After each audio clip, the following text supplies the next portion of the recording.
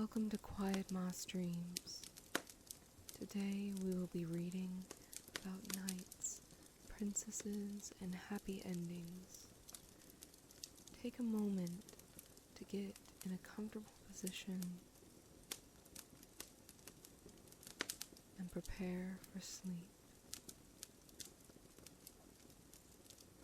It is time to rest and let go of the stress and worries of the day. Now we will begin with the 12 dancing princesses.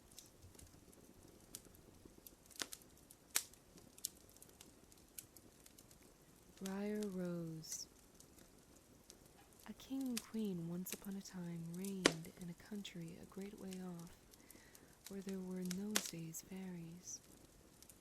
Now, this king and queen had plenty of money, and plenty of fine clothes to wear, and plenty of good things to eat and drink, and a coach to ride out in every day.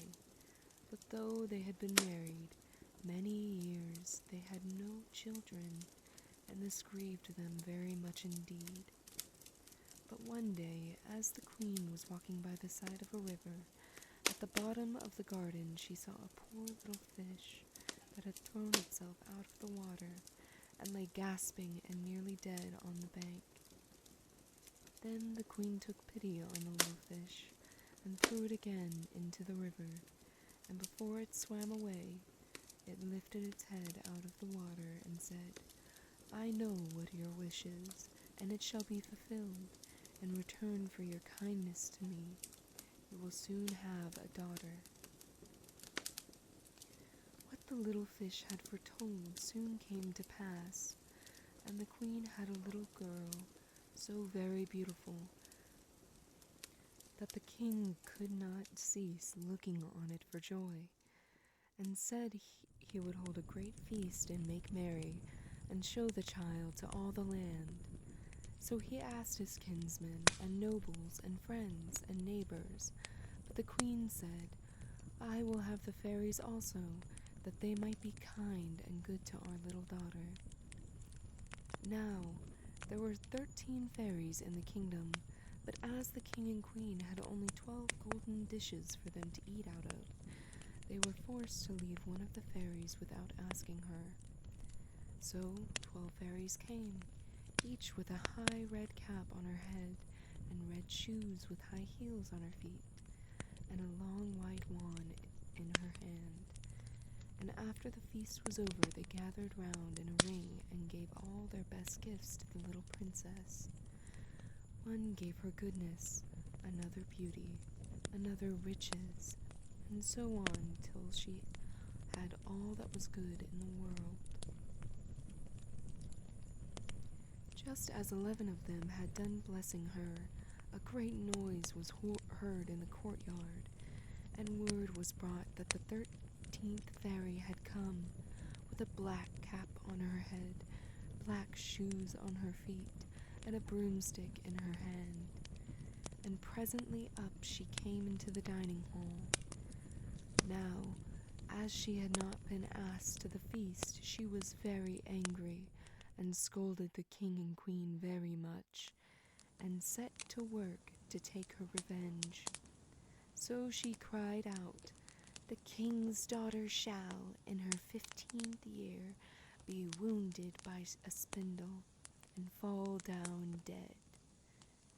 Then the 12th of the friendly fairies, who had yet to give her gift, came forward, and said that the evil wish must be fulfilled, but that she could soften its mischief. So her gift was that the king's daughter, when the spindle wounded her, should not really die, but should only fall asleep for 100 years. However, the king hoped still to save his dear child altogether from the threatened evil, so he ordered that all the spindles in the kingdom should be bought up and burnt. But all the gifts of the first 11 fairies were in the meantime fulfilled, for the princess was so beautiful and well behaved and good and wise that everyone who knew her loved her. It happened that, on the very day that she was 15 years old, the king and queen were not at home, and she was left alone in the palace. So she roved about by herself, and looked at all the rooms and chambers, till at last she came to an old tower, to which there was a narrow staircase ending with a little door. In the door there was a golden key, and when she turned it, the door sprang open, and there sat an old lady spinning away very busily. "Why, how now, good mother?" said the princess. "What are you doing here?" "Spinning," said the old lady, and nodded her head, humming a tune while buzz went the wheel. "How prettily that little thing turns around," said the princess, and took the spindle and began to try and spin. But scarcely had she touched it before the fairy's prophecy was fulfilled. The spindle wounded her, and she fell down lifeless on the ground. However, she was not dead, but had only fallen into a deep sleep, and the king and the queen, who had just come home, and all their court, fell asleep too, and the horses slept in the stables, and the dogs in the court, and the pigeons on the housetop, and the very flies slept upon the very walls. Even the fire on the hearth left off blazing and went to sleep. The jack stopped, and the spit that was turning around with the goose upon it for the king's dinner stood still, and the cook, who was at that moment pulling the kitchen boy by the hair to give him a box on the ear for something he had done amiss, let him go, and both fell asleep. The butler, who was slyly tasting the ale, fell asleep with the jug at his lips, and thus everything stood still and slept soundly. A large hedge of thorns soon grew round the palace, and every year it became higher and thicker, till at last the old palace was surrounded and hidden, so that not even the roof or the chimneys could be seen. But there went a report through all the land of the beautiful sleeping Briar Rose, for so the king's daughter was called, so that from time to time several king's sons came and tried to break through the thicket into the palace. This, however, none of them could ever do, for the thorns and bushes laid hold of them, as if they were hands, and they were struck fast and died wretchedly. After many, many years there came a king's son into that land, and an old man told him the story of the thicket of thorns, and how a beautiful palace stood behind it, and how a wonderful princess called Briar Rose lay in it asleep with all her court. He told, too, how he heard from his grandfather that many, many princes had come, and had tried to break through the thicket, but they had all stuck fast in it and died. Then the young prince said, "All this shall not frighten me. I will go and see this Briar Rose." The old man tried to hinder him, but he was bent upon going. Now that very day the 100 years were ended, and the prince came to the thicket of roses and thorns. He saw nothing but beautiful flowering shrubs, through which opened, and he went with ease, passing through roses and their scent, and the green leaves surrounding him. After every step, they shut in after him as thick as ever. Then he came at last to the palace, and there in the court lay the dogs asleep, and the horses were standing in the stables, and on the roof sat the pigeons fast asleep, with their little heads under their wings. And when he came into the palace, the flies were sleeping on the walls, the spit was standing still, the butler had the jug of ale at his lips, going to drink a draught. The maid sat with a fowl in her lap, ready to be plucked, and the cook in the kitchen was still holding up her hand as if she was going to beat the boy. Then he went on still farther, and all was so still that he could hear every breath he drew, till at last he came to the old tower, and opened the door of the little room in which Briar Rose was, and there she lay, fast asleep on a couch by the window. She had been surrounded by several roses, creeping through the window. Around her shoulders they fell like a frame. It was so beautiful he paused and took steps toward her, slowly taking in her beauty step by step. In sorrow and in empathy for her state, he pressed a kiss to her cheek. But the moment he kissed her cheek, she opened her eyes and smiled upon him. The prince was shocked and gasped in happiness that she was restored. Together they went out, and soon the king and queen also awoke, and all the court, and gazed on each other with great wonder. And the horses shook themselves, and the dogs jumped up and barked. The pigeons took their heads from under their wings, and looked about, and flew into the fields. The flies on the walls buzzed again. The fire in the kitchen blazed up. Round went the jack, and round went the spit, with the goose for the king's dinner upon it. The butler finished his draught of ale, the maid went on plucking the fowl, and the cook gave the boy the pox on his ear. And then the prince and Briar Rose were married, and the wedding feast was given, and they lived happily together all their lives long. The end.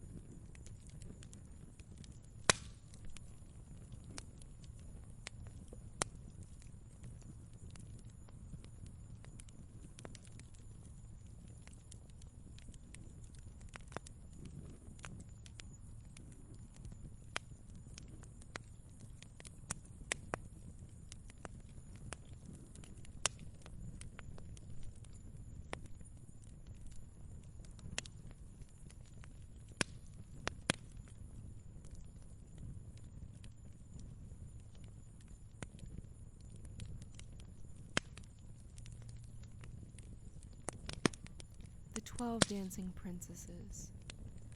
There was a king who had 12 beautiful daughters. They slept in 12 beds all in one room, and when they went to bed, the doors were shut and locked up. But every morning their shoes were found to be quite worn through, as if they had been danced in all night. And yet nobody could find out how it happened or where they had been. Then the king made it known to all the land that if any person could discover the secret and find out where it was that the princesses danced in the night, he should have the one he liked best for his wife, and should be king after his death. But whoever tried and did not succeed after 3 days and nights should be put to death. A king's son soon came. He was well entertained, and in the evening was taken to the chamber next to the one where the princesses lay in their 12 beds. There he was to sit and watch where they went to dance, and in order that nothing might pass without his hearing it, the door of his chamber was left open. But the king's son soon fell asleep, and when he awoke in the morning he found that the princesses had all been dancing, for the soles of their shoes were full of holes. The same thing happened the second and third night, so the king ordered his head to be cut off. After him came several others, but they had all the same luck, and all lost their lives in the same manner. Now it chanced that an old soldier, who had been wounded in battle and could fight no longer, passed through the country where this king reigned, and as he was traveling through a wood, he met an old woman, who asked him where he was going. "I hardly know where I am going, or what I had better do," said the soldier, "but I think I should like very well to find out where it is that the princesses dance, and then in time I might be a king." "Well," said the old dame, "that is no very hard task. Only take care not to drink any of the wine which one of the princesses will bring to you in the evening, and as soon as she leaves you pretend to be fast asleep." Then she gave him a cloak and said, "As soon as you put that on, you will become invisible, and you will be then able to follow the princesses wherever they go." When the soldier heard all this good counsel, he determined to try his luck. So he went to the king and said he was willing to undertake the task. He was as well received as the others had been, and the king offered fine royal robes to be given him. And when the evening came, he was led to the outer chamber. Just as he was going to lie down, the eldest of the princesses brought him a cup of wine, but the soldier threw it all away secretly, taking care not to drink a drop. Then he laid himself down on his bed, and in a little while began to snore very loud as if he was fast asleep. When the 12 princesses heard this, they laughed heartily, and the eldest said, "This fellow, too, might have done a wiser thing than lose his life in this way." Then they rose up and opened their drawers and boxes, and took out all their fine clothes, and dressed themselves at the glass, and skipped about as if they were eager to begin dancing. But the youngest said, "I don't know how it is. While you are so happy, I feel very uneasy. I am sure some mischance will befall us." "You simpleton," said the eldest, "you are always afraid. Have you forgotten how many kings' sons have already watched in vain? And as for this soldier, even if I had not given him his sleeping draught, he would have slept soundly enough." When they were all ready, they went and looked at the soldier, but he snored on, and did not stir hand or foot. So they thought they were quite safe, and the eldest went up to her own bed and clapped her hands, and the bed sank into the floor, and a trapdoor flew open. The soldier saw them going down through the trapdoor, one after another, the eldest leading the way, and thinking he had no time to lose, he jumped up, put on the cloak which the old woman had given him, and followed them. But in the middle of the stairs he trod on the gown of the youngest princess, and she cried out to her sisters, "All is not right. Someone took hold of my gown." "You silly creature," said the eldest, "it is nothing but a nail in the wall." Then down they all went, and at the bottom they found themselves in most delightful drove of trees, and the leaves were all of silver, and glittered and sparkled beautifully. The soldier wished to take away some token of the place, so he broke off a little branch, and there came a loud noise from the tree. Then the youngest daughter said again, "I am sure not all is right. did you hear that noise? That never happened before." But the eldest said, "It is only our princes who are shouting for joy at our approach." Then all came to another grove of trees, where all the leaves were of gold, and afterwards to a third, where the leaves were all glittering diamonds. And the soldier broke a branch from each, and every time there was a loud noise, which made the youngest sister tremble with fear, but the eldest still said it was only the princes who were crying for joy. So they went on till they came to a great lake, and at the side of the lake there lay 12 little boats, with 12 handsome princes in them, who seemed to be waiting there for the princesses. One of the princesses went into each boat, and the soldier stepped into the same boat with the youngest. As they were rowing over the lake, the prince who was in the boat with the youngest princess said, "I do not know why it is, but though I am rowing with all my might, we do not get on so fast as usual, and I am quite tired. The boat seems very heavy today." "It is only the heat of the weather," said the princess. "I feel it is very warm, too." On the other side of the lake stood a fine illuminated castle, from which came the merry music of horns and trumpets. There they all landed and went into the castle, and each prince danced with his princess, and the soldier, who was all the time invisible, danced with them too. And when any of the princesses had a cup of wine set by her, he drank it all up, so that when she put the cup to her mouth, it was empty. At this too, the youngest sister was terribly frightened, but the eldest always silenced her. They danced on till 3 o'clock in the morning, and then all of their shoes were worn out, so that they were obliged to leave off.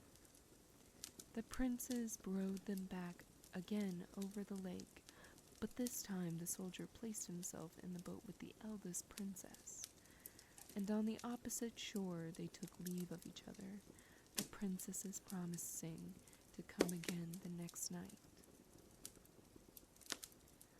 When they came to the stairs, the soldier ran on before the princesses and laid himself down, and as the 12 sisters slowly came up very much tired, they heard him snoring in his bed. So they said, "Now is all quite safe." Then they undressed themselves, put away their fine clothes, pulled off their shoes, and went to bed.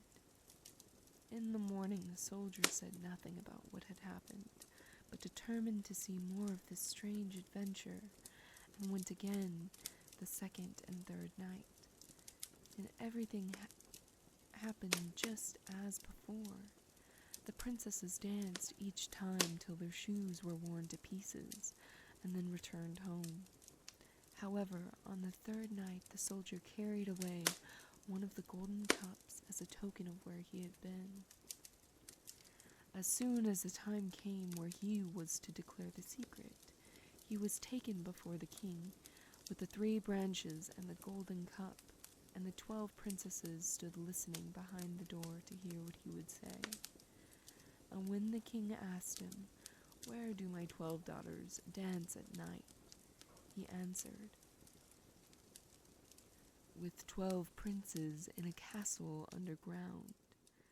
And then he told the king all that had happened, and showed him the 3 branches and the golden cup which he had brought with him. Then the king called for the princesses and asked them whether what the soldier was saying was true. And when they saw that they were discovered, and that it was of no use to deny what had happened, they confessed it all. And the king asked the soldier which of them he would choose for his wife, and he answered, "I am not very young.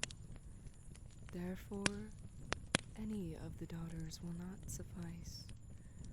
I would like a reward for my time, but I will go on peacefully and am proud to have served my king." The king was pleased with this answer. He allowed the soldier to go on in honor, but reprimanded his daughters for frivolous dancing. However, this world was protected, and the princesses and their princes lived on in happiness. The end.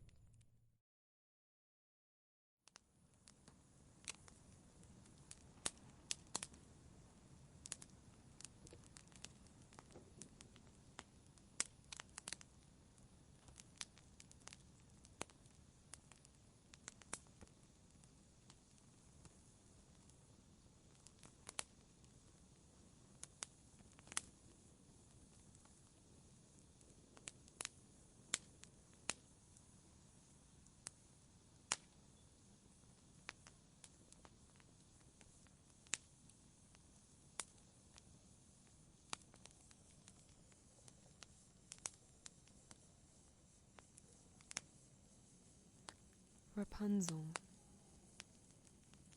There were once a man and a woman who had long in vain wished for a child. At length the woman hoped that God was about to grant her desire. These people had a little window at the back of their house from which a splendid garden could be seen, which was full of the most beautiful flowers and herbs. It was, however, surrounded by a high wall, and no one dared to go into it, because it belonged to an enchantress, who had great power and was dreaded by all the world. One day the woman was standing by this window and looking down into the garden, when she saw a bed which was planted with the most beautiful rampion, Rapunzel, and it looked so fresh and green that she longed for it, and she quite pined away, and began to look pale and miserable. Then her husband was alarmed, and asked, "What ails you, dear wife?" "Ah," she replied, "if I can't eat some of the rampion which is in the garden behind our house, I shall die." The man, who loved her, thought, "Sooner than let your wife die, bring her some of the rampion yourself, let it cost what it will." At twilight he clambered down over the wall into the garden of the enchantress, hastily clutched a handful of rampion, and took it to his wife. She at once made herself a salad of it and ate it greedily. It tasted so good to her, so very good, that the next day she longed for it 3 times as much as before. If he was to have any rest, her husband must once more descend into the garden. In the gloom of evening, therefore, he let himself down again. But when he had clambered down the wall, he was terribly afraid, for he saw the enchantress standing before him. "How can you dare," said she with angry look, "descend into my garden and steal my rampion like a thief? You shall suffer for it." "Ah," answered he, "let mercy take the place of justice. I only made up my mind to do it out of necessity. My wife saw your rampion from the window, and felt such a longing for it that she would have died if she had not got some to eat." Then the enchantress allowed her anger to be softened, and said to him, "If the case be as you say, I will allow you to take away with you as much rampion as you will. Only I make one condition. you must give me the child which your wife will bring into the world. It shall be well treated, and I will care for it like a mother." The man in his terror consented to everything, and when the woman was brought to bed, the enchantress appeared at once, gave the child the name of Rapunzel, and took it away with her. Rapunzel grew into the most beautiful child under the sun. When she was 12 years old, the enchantress shut her into a tower, which lay in a forest, and had neither stairs nor door, but quite at the top was a little window. When the enchantress wanted to go in, she placed herself beneath it and cried, "Rapunzel, Rapunzel, let down your hair to me." Rapunzel had magnificent long hair, fine as spun gold, and when she heard the voice of the enchantress, she unfastened her braided tresses, wound them round one of the hooks of the window above, and then the hair fell 20 ells down, and the enchantress climbed up by it. After a year or two, it came to pass that the king's son rode through the forest and passed by the tower. Then he heard a song, which was so charming that he stood still and listened. This was Rapunzel, who in her solitude passed her time in letting her sweet voice resound. The king's son wanted to climb up to her, and looked for the door of the tower, but none was to be found. He rode home, but the singing had so deeply touched him and his heart that every day he went out into the forest and listened to it. Once, when he was thus standing behind a tree, he saw that an enchantress came there, and he heard how she cried, "Rapunzel, Rapunzel, let down your hair to me." Then Rapunzel let down the braids of her hair, and the enchantress climbed up to her. "If that is the ladder by which one mounts, I too will try my fortune," said he. And the next day, when it began to grow dark, he went to the tower and cried, "Rapunzel, Rapunzel, let down your hair to me." Immediately the hair fell down, and the king's son climbed up. At first Rapunzel was terribly frightened when a man, such as her eyes had never yet beheld, came to her.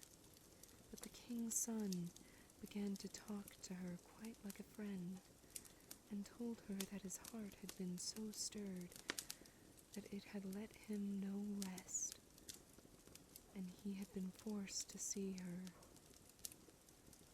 Then Rapunzel lost her fear, and when he asked her if she would take him for her husband, and she saw that he was young and handsome, she thought, "He will love me more than old Dame Gothel does." And she said yes, and laid her hand in his. She said, "I will willingly go away with you, but I do not know how to get down. Bring with you a skein of silk every time that you come, and I will weave a ladder with it. And when that is ready, I will descend, and you will take me on your horse." They agreed that until that time he should come to her every evening, for the old woman came by day. The enchantress remarked nothing of this, until once Rapunzel said to her, "Tell me, Dame Gothel, how it happens that you are so much heavier for me to draw up than the young king's son. He is with me in a moment." "Ah, you wicked child," cried the enchantress. "What do I hear you say? I thought I had separated you from all the world, and yet you have deceived me. In anger, she clutched Rapunzel's beautiful tresses, wrapped them twice round her left hand, seized a pair of scissors on the right, and snip, snap, they were cut off, and the lovely braids lay on the ground. And she was so pitiless that she took poor Rapunzel into a desert, where she had to live in great grief and misery. On the same day she cast out Rapunzel. However, the enchantress fastened the braids of hair, which she had cut off, to the hook of the window, and when the king's son came and cried, "Rapunzel, Rapunzel, let down your hair to me," she let the hair down. The king's son ascended, but instead of finding his dearest Rapunzel, he found the enchantress, who gazed at him with wicked and venomous looks. "Aha!" she cried mockingly. "You would fetch your dearest, but the beautiful bird sits no longer seen in the nest. The cat has got it, and will scratch out your eyes as well. Rapunzel is lost to you. You will never see her again." The king's son was beside himself with pain, and in his despair he leapt down from the tower. He escaped with his life, but the thorns into which he fell pierced his eyes. Then he wandered quite blind about the forest, ate nothing but roots and berries, and did not but lament and weep over the loss of his dearest wife. Thus he roamed about in misery for some years, and at length came to the desert where Rapunzel, with the twins to which she had given birth, a boy and a girl, lived in wretchedness. He heard a voice, and it seemed so familiar to him that he went towards it, and when he approached, Rapunzel knew him and fell on his neck and wept. 2 of her tears wetted his eyes, and they grew clear again, and he could see with them as before. Joyful and unrelenting, their tears fell together, happy and calm now that they were reunited. When he beheld his daughter and son, the tears continued to fall, and in happiness he led them to his kingdom. He was joyfully received with his family, and happily they lived, contented with each other and their love. The end.